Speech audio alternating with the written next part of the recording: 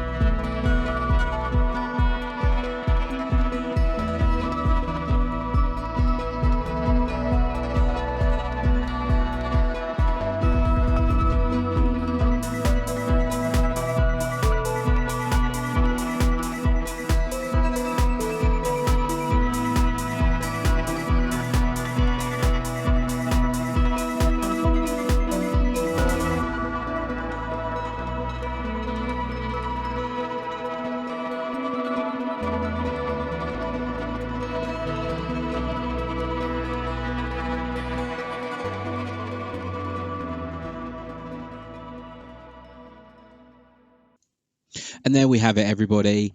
The first What the Farq Am I Building build. I hope you enjoyed it. Make sure to like and subscribe. We're going to have a few more of these coming up. I'm looking at going Connect, getting a Lego, doing some Marvel stuff. Just anything I can kind of get my hands on to build, really. Save you doing the work. Keep safe, keep well, everybody. And I will see you again on another episode of What the Farq Presents.